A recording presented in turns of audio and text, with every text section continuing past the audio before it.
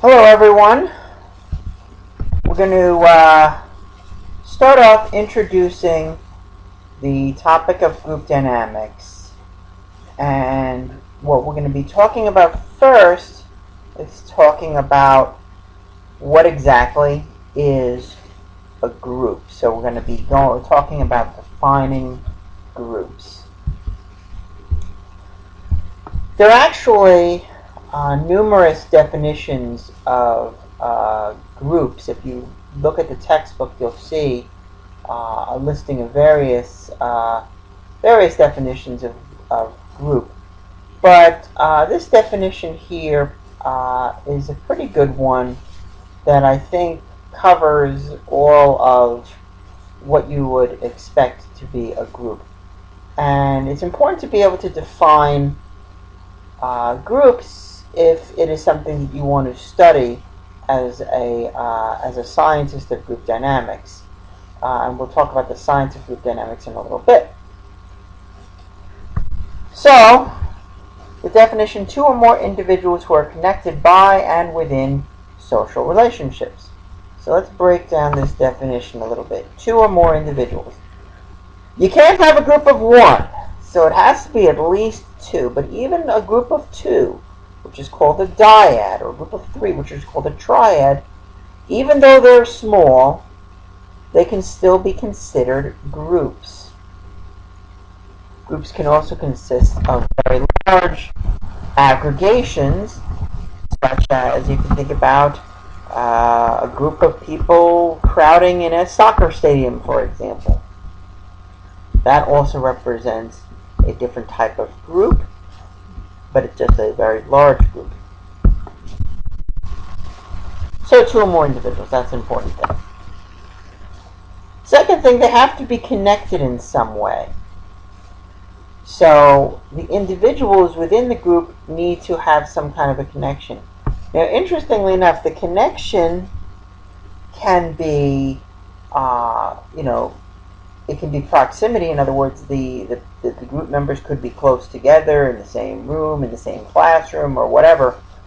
So they can be connected that way. But they could also be a group of people who might be on some kind of social network, let's say, that they interact with each other. There's a connection between individuals, even if those connections are across, phone lines or across the World Wide Web. If there's a connection between the individuals, you can still say that it is a group. If the members are connected, they are linked together in some way. They're, the group member, the people who are in the group would be considered that, they could say that they are members of this group.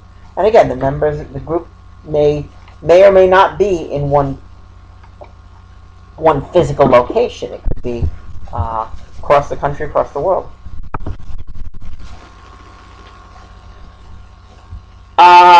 They are also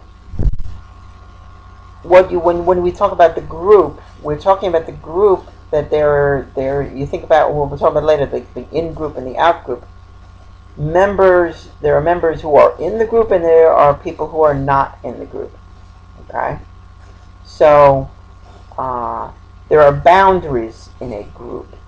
A network may not have any boundaries, but a group certainly does. You can define, okay, Mary is in the group, but Joe is not in the group. Okay? However large or small your group is, there are boundaries. You can define who is and who is not in the group.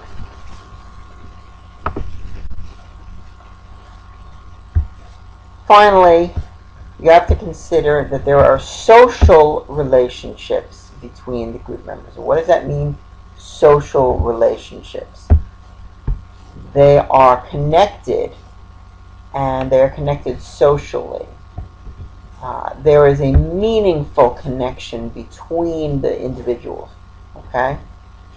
So, just a grouping of people who may be doing the same thing but are not connected with each other, maybe they're not a group. They're just maybe a collection of individuals who just happen to be standing there. So in other words, if you happen to be, maybe people who are waiting for a bus, You might call them a group. Maybe if they're talking to each other, or if they're interacting with each other in some kind of way, they're acknowledging each other. But maybe if they are, just people who take the bus all around the world, that collective group, that collective, well, they're not necessarily socially related, so it may seem less like a group. Okay? But as we'll also talk about in defining groups, when we talk about what is and what is not a group, there are many cases where it's not quite clear whether a collection of individuals is or is not a group. Okay? So, for example, according to social identity theory, if a person identifies themselves as belonging to a particular category, such as being female or being a Democrat, or having a particular physiological condition. Okay, this is you being a member of this category. You might not necessarily say that people with Crohn's disease, for example, represents a group. The thousands and thousands of people around the world who suffer from Crohn's disease, how connected really are they? So you may not say, well, maybe they're not a group. On the other hand, if the individuals with Crohn's disease, let's say, have a very strong commitment to finding cures and treating it and helping people who have it and educating people about it, then that characteristic of having Crohn's disease actually becomes a strong part of how they see themselves, what we call their social identity. The social category, that broad category, actually becomes psychologically meaningful to them. So it actually becomes like a social relationship that person A with Crohn's disease and person B with Crohn's disease in Iceland, they have a connection now.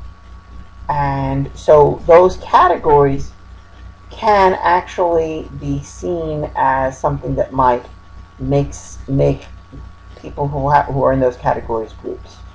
And they might behave very much like groups. So, bottom line here is the definition of groups. This is one definition of groups. There are other ones, as you read about in the textbook. This is a good definition, but it also shows you that there may be complications in terms of how we define what is or is not a group.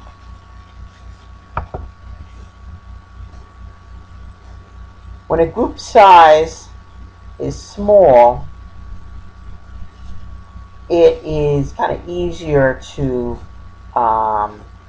maintain relationships within the group. But as the group gets larger, there are many more relationships that are needed to basically make sure that everybody to make a connection here. For example, a group of two, there's only one connection, person A and person B. If there's a three-person group, you have between A and B, B and C, A and C, and then all three. As groups become larger, it becomes more complex. So the larger your group, it's harder to... So imagine, for example, that you are working for a large corporation. You are connected to everyone who works in that corporation, but you may not have contact with every member of that corporation. And therefore, you don't necessarily have relationships with everybody. You may be in a subgroup within that organization, but it is, becomes more complex if you want to have a lot of interactions there.